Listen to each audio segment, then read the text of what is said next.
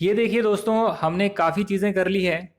पर मैं आपको एक करेक्शन करवा देना चाहता हूँ। जो लास्ट हमारा लेक्चर हुआ था, करेक्शन कह लीजिए या एक एडिशनल बात कह लीजिए, जो बतानी रह गई थी वो मैं आपको बताना चाहता हूँ। यहाँ पर हमने गवर्नमेंट कंपनीज के बारे में पढ़ा था कि गवर्नमेंट कंपनी कौन सी होती है। ये देखिए, तो यहाँ पर एक बात आपको बतानी रह गई थी कि जो सब्सिडरी कंपनी होती है, a subsidiary company of a government company is also a government company. ये बात आप ज़रूर से याद रखिएगा। यानी अगर सेंट्रल गवर्नमेंट या स्टेट गवर्नमेंट या गवर्नमेंट्स मिलकर 51% का स्टेक ले लेते हैं किसी कंपनी में, तो वो हमारी गवर्नमेंट कंपनी हो जाती है। हालांकि गवर्नमेंट कंपनी की सब्सिडरी कंपनी भी गवर्नमेंट कंपनी कहलाती है। अगर यहाँ तक की बात क्लियर है तो आज हम रोटेशन ऑफ ऑडिटर की बात करेंगे, और ऐसे हम छोटे छोटे टॉपिक्स को पिक करके ये वाला चैप्टर आपका कंप्लीट करेंगे। रोटेशन ऑफ ऑडिटर के लिए पहले मैं वन नोट ओपन कर लेता हूं यहाँ पर, ताकि हम एक हेल्दी डिस्कशन कर पाएं इस पर्टिकुलर टॉपिक के बारे में कि ये रोटेशन ऑफ ऑडिटर क्या होता है। रोटेशन ऑफ ऑडिटर क्या होता है सर? ये आपको बताते हैं। फिलहाल मुझे एक और करेक्शन याद आ रही है। आपको याद होगा लास्ट क्लास में हमने बात करी थी कैजुअल वैकेंसी की। कैजुअल वैकेंसी भी दो तरीकों से हो सकती है। एक कैजुअल वैकेंसी रेजिग्नेशन से होती है, और दूसरी कैजुअल वैकेंसी क्रिएट होती है by any other reason than resignation, जिसमें आता है डेथ एटसेट्रा। तो जो एटसेट्रा वर्ड का मीनिंग है वो मैं आपको बताना चाहता हूं यहाँ पर। आपको याद होगा कि हमने क्वालिफिकेशंस ऑफ ऑडिटर पढ़ी है, डिसक्वालिफिकेशंस ऑफ ऑडिटर पढ़ी है हमने। तो अगर ऑडिटर डिसक्वालीफाई हो जाता है, उस केस में भी कैजुअल वैकेंसी क्रिएट हो सकती है। बहुत सारी डिसक्वालिफिकेशंस हमने पढ़ी थी। फॉर एग्जाम्पल, उसने कंपनी के शेयर बाय कर लिए तो डिसक्वालीफाई हो गया। डिसक्वालीफाई हो गया तो कैजुअल वैकेंसी क्रिएट हो गई। कैजुअल वैकेंसी क्रिएट हो गई तो नए ऑडिटर का अपॉइंटमेंट करना पड़ेगा। ये छोटी छोटी बातें मुझे आपको बतानी थी। और चलिए वापस आ जाते हैं अपने टॉपिक पर, रोटेशन ऑफ ऑडिटर। जब कंपनीज एक्ट 1956 था, पुराना वाला कंपनीज एक्ट था, तो उसमें रोटेशन का कोई प्रोविजन नहीं था।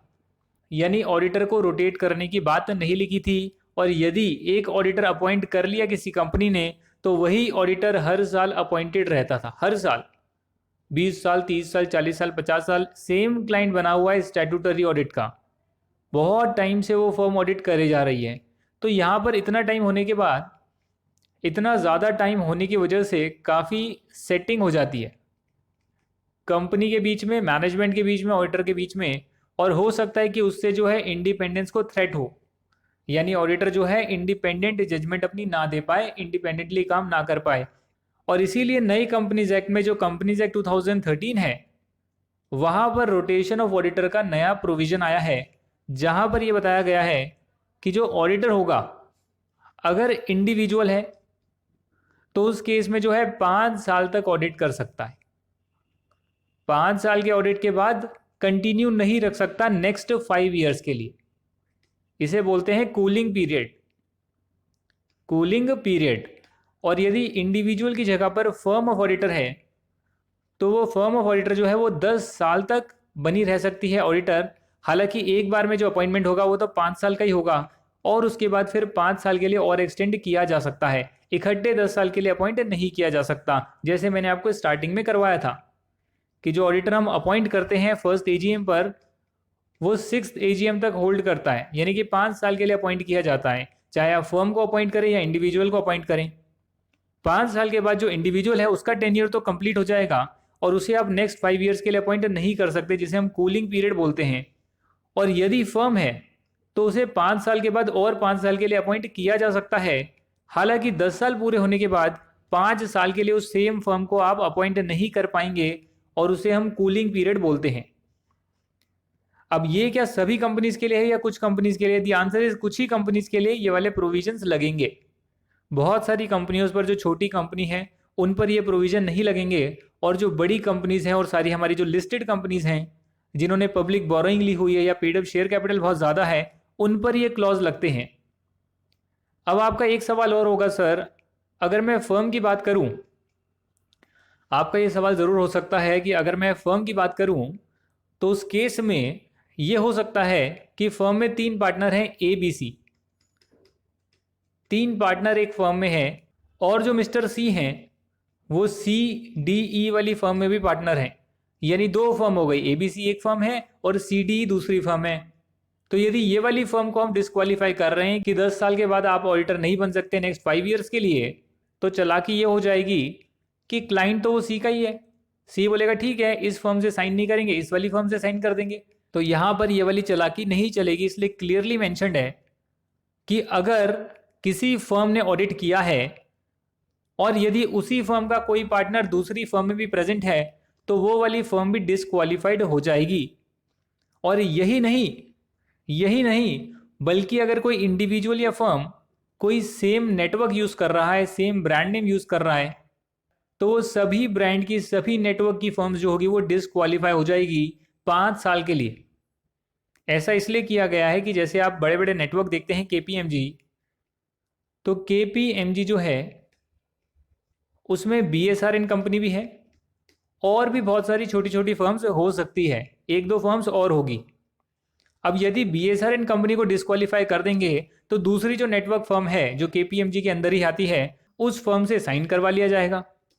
यानी नेटवर्क तो एक ही है दोनों का, सिर्फ छोटी छोटी फर्म्स है जो मिलकर एक नेटवर्क बना रही है हमारे इंडिया में। तो इसीलिए क्या किया गया है कि पूरे के पूरे नेटवर्क को ही, ब्रांड नेम को ही डिस्क्वालीफाई कर दिया गया है 5 साल के लिए, जिसे हम कूलिंग पीरियड बोलते हैं। अच्छा, इस पूरे प्रोविजन में एक छोटा सा ट्विस्ट और है कि ये जो प्रोविजंस लगने स्टार्ट हुए हैं ये 2013 से लगने स्टार्ट हुए हैं और उससे पहले लगते नहीं थे। इसीलिए सरकार ने 3 साल का पीरियड दिया है कि यदि जैसे ही हमारा एक्ट आता है उस टाइम तक आपने 5 ऑडिट कर ली है या 10 ऑडिट कर ली है फर्म के केस में, तो भी कोई दिक्कत की बात नहीं है, हम आपको 3 साल और देते हैं।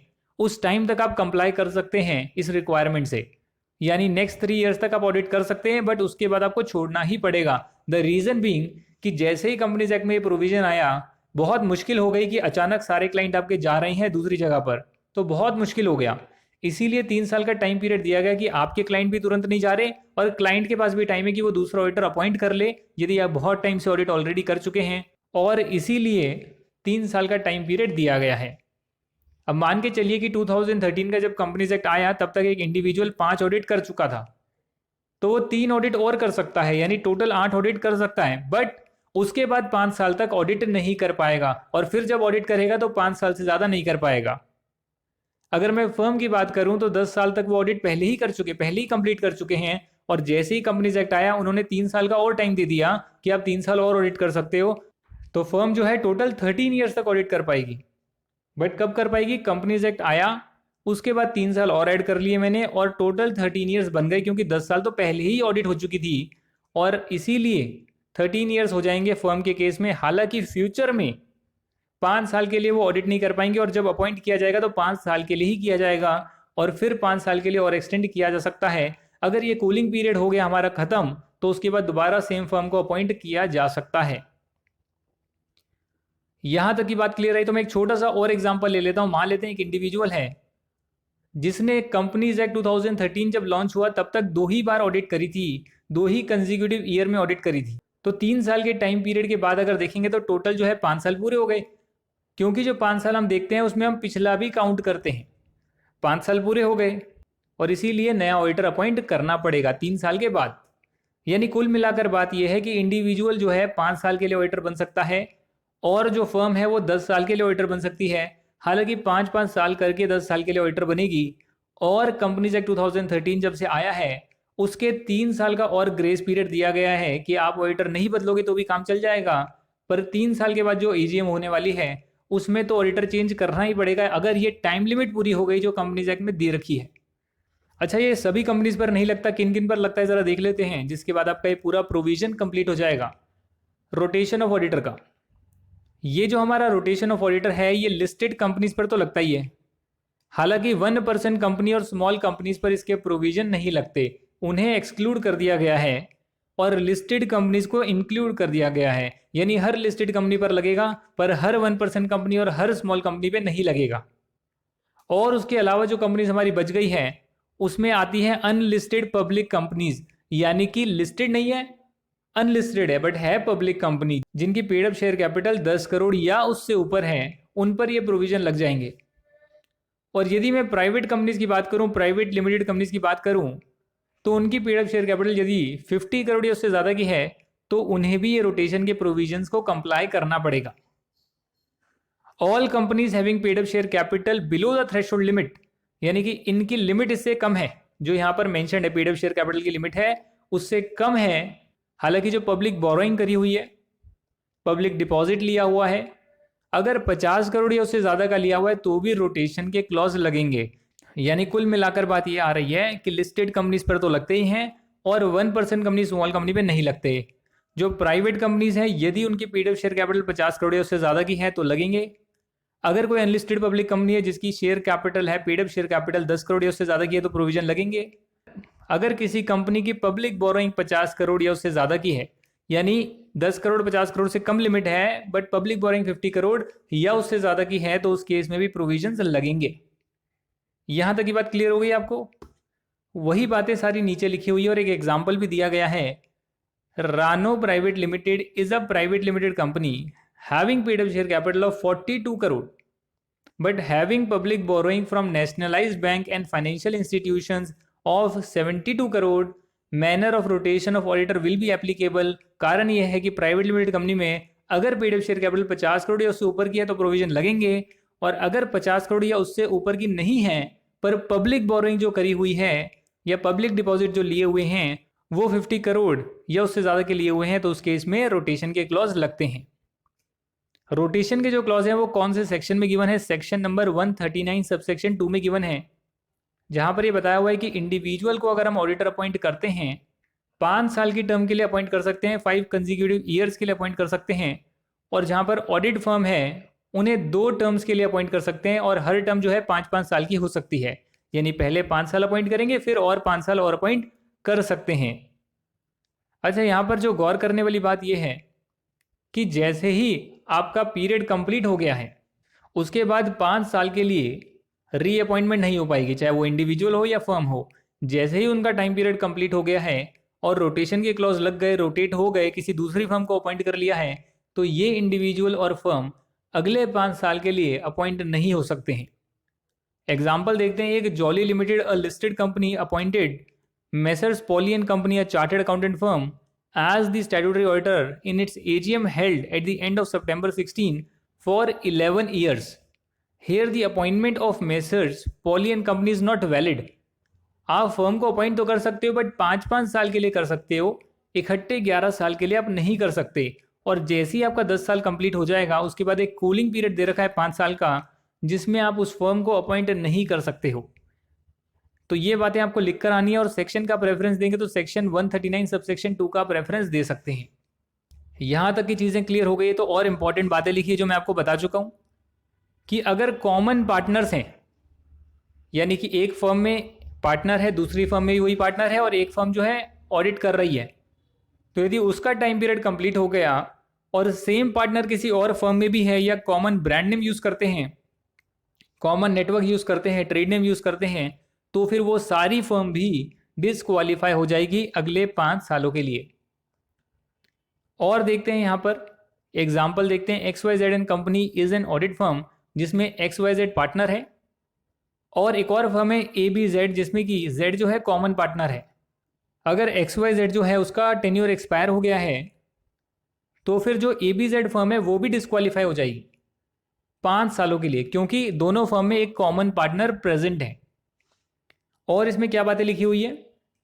एवरी कंपनी एग्जिस्टिंग ऑन और before the commencement of this act, जिनको ये रिक्वायरमेंट कंप्लाई करनी है उन्हें ये रिक्वायरमेंट कब तक कंप्लाई करनी है उसका टाइमलाइन दे रखा है। Within a period which shall not be later than the date of first annual general meeting of the company held within a period specified under subsection 1 of section 96, that is after 3 years from the date of commencement of this act. जैसे मैंने आपको बताया कि act के आने के 3 साल तक सेम ऑडिटर रह सकता है, क्योंकि अचानक ऑडिटर को चेंज करेंगे तो पॉसिबल नहीं रहेगा। और ऐसे कई सारे हमारे ऑडिटर हैं जो कि 30-30 साल से सेम ही कंपनी की ऑडिट कर रहे हैं। फर्म और कंपनी का टाइअप है और 30 साल से सेम ऑडिटर काम कर रहा है। कुछ एग्जाम्पल देखते हैं, जैसे कि मिस्टर राज हैं, चार्टर्ड अकाउंटेंट, एक इंडिविजुअल हैं, और ऑडिटर भी हैं बिनाका लिमिटेड के for last 5 years as on March 13, for last 5 years as on March 2013। तो मार्च 13 आप कह सकते हैं कि जब आपका एक्ट आया उससे पहले 5 साल हो गए थे। क्या ये नेक्स्ट ईयर इनके 5 साल तो पूरे हो गए, तो नेक्स्ट 5 ईयर्स के लिए अपॉइंट नहीं हो सकते क्या? दी आंसर इज हो सकते हैं, क्योंकि कंपनीज एक्ट ने बोला कि जैसे ही हम एक्ट को लॉन्च कर रहे हैं उसके बाद आपको 3 साल का टाइम पीरियड हमने दिया है। अगर एक्ट के आने के बाद कोई फर्स्ट टाइम अपॉइंट कर रहा है तो डेफिनेटली 5 साल से ज़्यादा अपॉइंट नहीं कर पाएगा। पर एक्ट के आने से पहले अपॉइंटेड हैं ऑलरेडी काफ़ी सारे लोग, तो उन्हें 3 साल का एडिशनल टाइम लिमिट दिया गया है। चाहे आपने पहले कितनी भी ऑडिट कर ली हो, कितने भी साल से आप ऑडिटर रहे, 3 साल का तो टाइम पीरियड दिया गया है इस एक्ट को कंप्लाई करने के लिए। सिमिलरली अगर मेसर्स राज एंड एसोसिएट्स हैं, वो भी एक फर्म है जो कि 11 साल से ऑडिट कर रही थी, और मार्च 13 यानी कि जब हमारा एक्ट आया कंपनीज एक्ट 2013 उससे पहले ऑलरेडी 11 साल हो चुके थे। और कंपनीज एक्ट बोलता है कि कंपनीज एक्ट आने से पहले की जो पीरियड है उसे भी हम काउंट करेंगे, हालांकि 3 साल का एडिशनल टाइम पीरियड दे रखा है। इसीलिए मेसर्स राज एसोसिएट्स जो हैं can continue the audit of Binaca limited up to the first annual general meeting to be held after the 3 years from the date of commencement of the act. यानी act के commence होने के 3 साल बाद जो AGM होगी उस AGM के कंक्लूजन तक ये लोग होल्ड कर सकते हैं, कंटिन्यू कर सकते हैं, कोई दिक्कत नहीं आएगी। इसका एग्जाम्पल जो है नेक्स्ट पेज में यहाँ पर दे रखा है, आप देखना चाहे तो यहाँ पर देख सकते हैं कि इंडिविजुअल के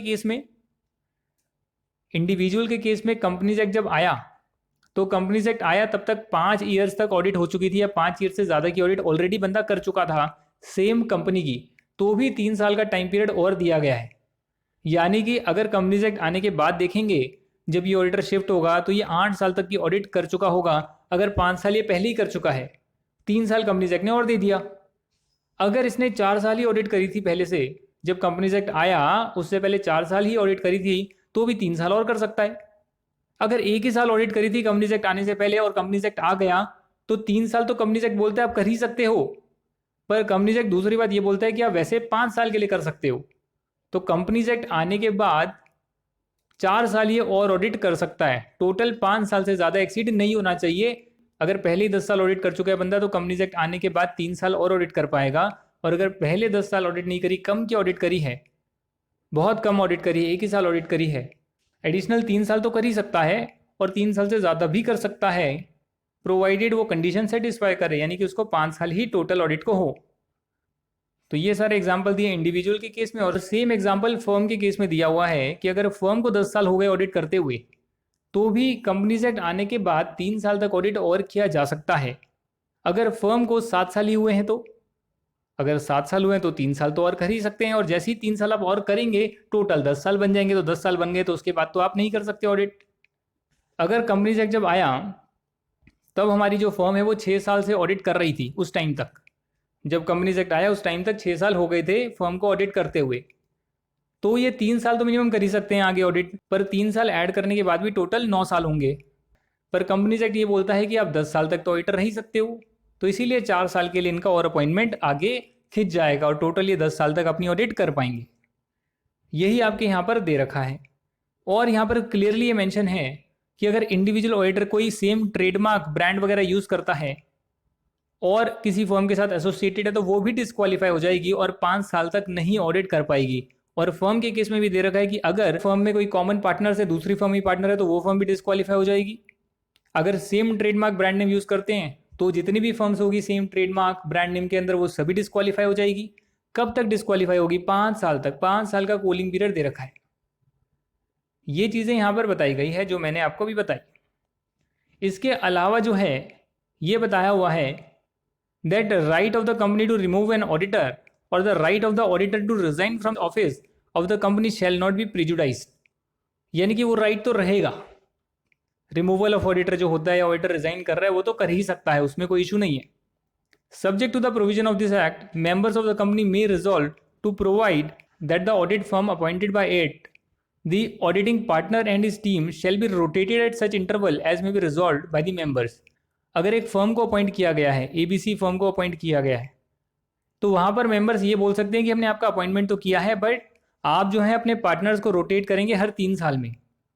आप लोगों को पता है कि जो फर्म की ऑडिट है पहले 5 साल और उसके बाद 5 साल और सेम रखी जा सकती है, यानी 10 साल तक सेम फर्म रह सकती है। हालांकि मेंबर्स को राइट दिया गया है कि वो ये डाल सकते हैं कंडीशन कि हर 3 साल में आप पार्टनर चेंज करेंगे, टीम चेंज करेंगे और दूसरी ऑडिट टीम हमारा ऑडिट करने आएगी। या फिर वो ये भी कह सकते हैं कि हम एक से ज़्यादा ऑडिटर अपॉइंट करेंगे। जी हाँ, जब एक से ज़्यादा ऑडिटर अपॉइंट होते हैं तो उसे हम ज्वाइंट ऑडिट बोलते हैं, जिसके बारे में भी हम इस चैप्टर में पढ़ेंगे, बाद में पढ़ेंगे। यहाँ तक की बात आपको क्लियर हो गई है तो यहाँ पर देखेंगे आप कि मैनर ऑफ रोटेशन क्या है। जहाँ पर ऑडिट कमेटी होती है, हर जगह पर नहीं होती, जहाँ पर होती है वहाँ पर audit committee board of directors को रिकमेंड करेगी ऑडिटर का नाम, चाहे वो इंडिविजुअल ऑडिटर हो या फर्म का हो, जो कि एग्जिस्टिंग ऑडिटर को रिप्लेस करेगा जब उसकी टर्म एक्सपायर हो जाएगी।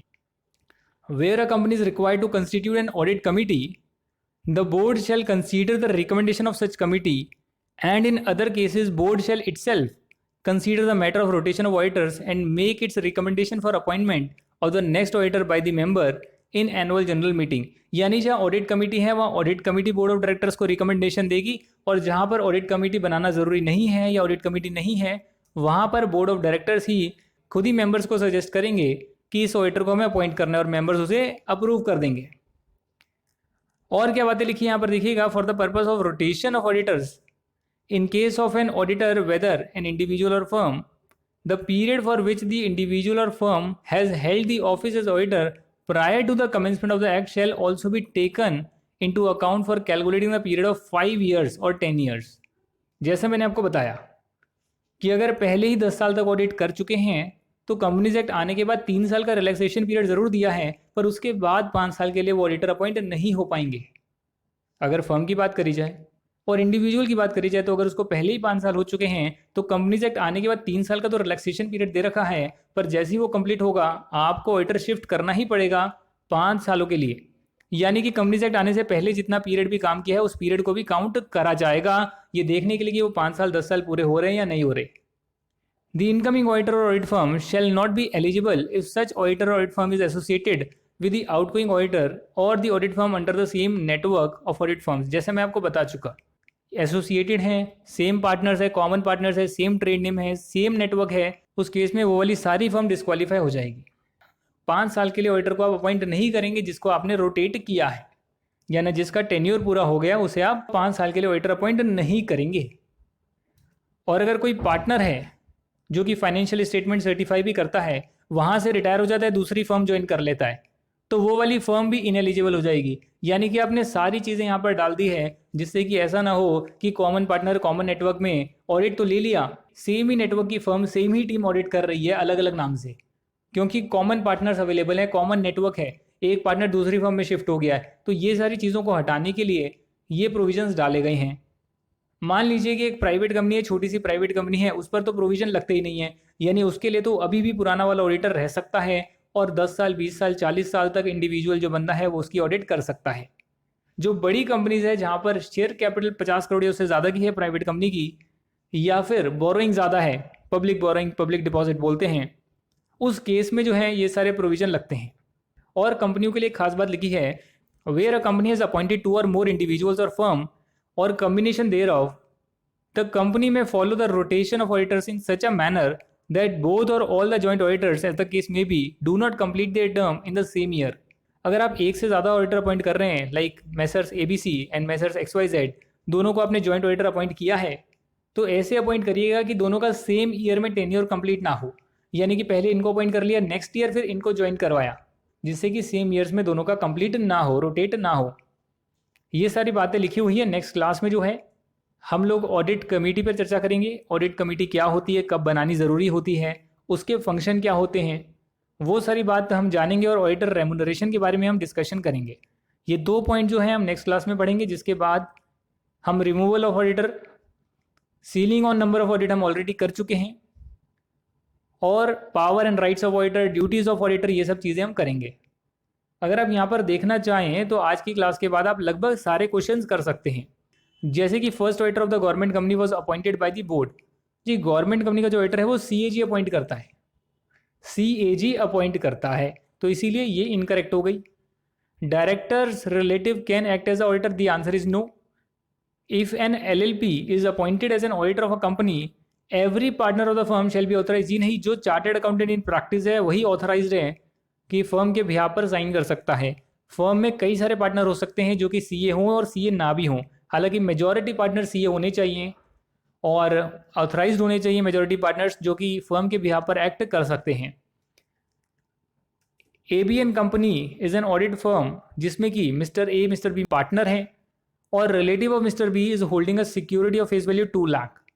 फेस वैल्यू 1 लाख से ज़्यादा की सिक्योरिटी अगर ले ली है, वहाँ पर मिस्टर बी जो हैं वो डिस्क्वालीफाई हो जाएंगे। और क्योंकि मेजॉरिटी पार्टनर डिस्क्वालीफाई हो गए, एक तरह से मेजॉरिटी पार्टनर्स क्वालिफाइड नहीं है, इसीलिए पूरी फर्म भी डिस्क्वालीफाई हो जाएगी। हालांकि अगर आप और डेप्थ में पढ़ेंगे, इंडिपेंडेंस की और डिस्कशन करेंगे, गाइडलाइंस वगैरह पढ़ेंगे, जो कि गाइडेंस नोट वगैरह आते हैं, तो अगर पार्टनर डिस्क्वालीफाई है तो पूरी फर्म उस केस में डिस्क्वालीफाइड मानी जाएगी। पॉइंट नंबर 5 कहता है the auditor of a limited company wanted to refer to the minutes book during the audit but the board of director refuse to show the minutes book to the auditor. ये चलो बाद में करेंगे, rights of the auditor के बाद पढ़ेंगे ये वाला। Manner of rotation of auditor will not be applicable to company A which is having a paid up share capital of 15 crore but having public borrowing from nationalised bank of 50 crore. जी अगर public borrowing आपकी 50 करोड़ है और आप private company है तो आप पर रोटेशन के क्लॉज लगेंगे, इसीलिए स्टेटमेंट गलत है। Will not be applicable, will be applicable. The auditor should study the memorandum and article of association to see the validity of his appointment. The answer is no. Memorandum of association authorized capital वगैरह बताता है, but अगर आपको अपना appointment valid है या नहीं वो चेक करना है तो जो सेक्शन में बातें लिखी हुई है, पॉइंट नंबर 7 है, जो सेक्शन में बातें लिखी हुई है सेक्शन 139, 140, 141, वो सारी कंडीशंस को चेक करना पड़ेगा। ऑडिटर वो चेक करेगा, ना कि मेमोरेंडम और आर्टिकल ऑफ एसोसिएशन। चलो वो तो देख ही लेगा, हालांकि सेक्शन में जो कंडीशंस लिखी है वो सारी चीज़ें भी चेक करेगा। और देख लेते हैं अगला पॉइंट क्या कहता है। Managing director of A limited himself appointed the first auditor. The answer is गलत। Board of directors first auditor appoint कर सकते हैं। नॉर्मल कंपनी के केस में, गवर्नमेंट कंपनी की बात नहीं कर रहा, बट यहाँ तो मैनेजिंग डायरेक्टर ने ही ऑडिटर को अपॉइंट कर दिया है, फर्स्ट ऑडिटर को अपॉइंट कर दिया है। A chartered accountant holding securities of S limited of the face value 950 rupees is not qualified for appointment. यहाँ पर क्वालिफाइड लिख दिया है, स्टेटमेंट गलत हो गई। अगर सीए ने खुद सिक्योरिटी ले रखी है तो फिर वो सीए भी डिस्क्वालीफाइड है और उसके सभी पार्टनर डिस्क्वालीफाइड है, वो पूरी फर्म भी डिस्क्वालीफाई हो जाएगी।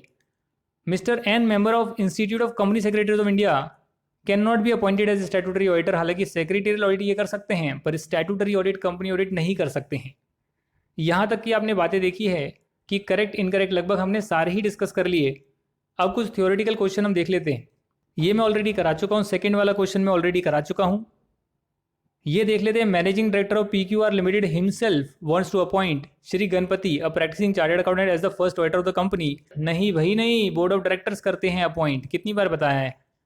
Under what circumstances the retiring auditor can not B reappointed. कौन से सिनेरियो है जिसमें आप रिटायरिंग ऑडिटर को अपॉइंट नहीं करेंगे। इसमें एक तो यही आ गया, अगर उसका टेन्योर कंप्लीट हो गया है, और टेन्योर कंप्लीट हुआ इसको भी आप तब डाल सकते हैं जब कंपनी जो है उस पर रोटेशन के क्लॉज लगते हैं। अगर रोटेशन के क्लॉज नहीं लगते तो क्या आप रिटायरिंग ऑडिटर को अपॉइंट कर सकते हैं? दी आंसर इज यस, आप कर सकते हैं। हालांकि अगर उसने एक्सप्रेसली बोल दिया कि आप मुझे अपॉइंट मत करना, रीअपॉइंट मत करना, उस केस में आप सेम ऑडिटर को अपॉइंट नहीं करेंगे। अगर मेंबर्स ने रेजोल्यूशन पास कर दिया कि हम किसी और बंदे को अपॉइंट करने वाले हैं, या मेंबर्स ने ये बोल दिया कि हम इस ऑडिटर को दोबारा रीअपॉइंट नहीं करेंगे, ऐसा रेजोल्यूशन पास कर दिया, तो उस केस में हम ऑडिटर को रीअपॉइंट नहीं कर सकते, हमें दूसरा ऑडिटर ही लाना पड़ेगा। और जो पॉइंट नंबर 3 है उसमें और बातें भी देखेंगे हम, काफ़ी सारे और पॉइंट्स हो सकते हैं। फिलहाल हम ये डिस्कशन कर चुके, सेकंड पॉइंट का डिस्कशन हम कर चुके। अपॉइंटमेंट ऑफ फर्स्ट ऑडिटर में भी मैनेजिंग डायरेक्टर जो है अपॉइंट नहीं करेगा, बोर्ड ऑफ डायरेक्टर्स अपॉइंट कर सकते हैं, ऐसा लिखा होगा यहाँ पर। बोर्ड ऑफ डायरेक्टर्स 30 डेज में अपॉइंट करते हैं from the date of registration. Circumstances जहाँ पे रिटायरिंग ऑडिटर अपॉइंट नहीं किया जाएगा, अगर ये ऑडिटर फ्यूचर में क्वालिफाई नहीं करता है या क्वालिफाइड नहीं रहता है, उस केस में इसको हम ऑडिटर अपॉइंट नहीं कर पाएंगे। अगर ये फ्यूचर में डिस्क्वालीफाई हो जाता है to be appointed as auditor, तो भी हम इसे दोबारा से ऑडिटर अपॉइंट नहीं कर पाएंगे। अगर राइटिंग में देता है कि मुझे अपॉइंट नहीं होना है, तो भी हम इसे दोबारा अपॉइंट नहीं कर पाएंगे। अगर रेजोल्यूशन कंपनी में पास किया जाता है कि हम किसी और को अपॉइंट करेंगे या फिर हम इसको अपॉइंट नहीं करेंगे, तो उस केस में भी हम इसे अपॉइंट नहीं करेंगे। और अगर हम रिटर्न सर्टिफिकेट नहीं ले पाते हैं प्रपोज ऑडिटर से to the effect that the appointment और reappointment if made will be in accordance with the limits prescribed under section 141 subsection 3 clause जी, यानी कि हर ऑडिटर जो है 20 नंबर ऑफ ऑडिट कर सकता है। उसका यदि सर्टिफिकेट हम ऑडिटर से नहीं ला पाते हैं, रिटर्न सर्टिफिकेट नहीं ला पाते, उस केस में भी हम उस ऑडिटर को अपॉइंट नहीं कर पाएंगे। वेरी इंपॉर्टेंट क्वेश्चन एग्जाम में आ सकता है, इसको ज़रा देखिएगा। सीलिंग और नंबर ऑफ ऑडिट भी हम डिस्कशन कर चुके हैं। कैजुअल वैकेंसी के बारे में आपका पूरा हमने डिस्कशन कर लिया है। सिर्फ जॉइंट ऑडिट बचा हुआ है, यानी कि अगर आप देखेंगे तो लगभग हमने 99% आपके क्वेश्चन डिस्कस कर लिए। हालांकि चैप्टर आपका काफ़ी बचा हुआ है, अभी आधा ही चैप्टर हुआ है, आधा बाकी है। और हम नेक्स्ट क्लास में इसका डिस्कशन करेंगे। ऐसे छोटे छोटे वीडियोस कर हम अगले 3-4 क्लासेस में ये वाला चैप्टर आपका कंप्लीट करेंगे। तब तक के लिए आप रिवाइज करिएगा और हम मिलते हैं अगली क्लास में। Thank you so much and bye bye.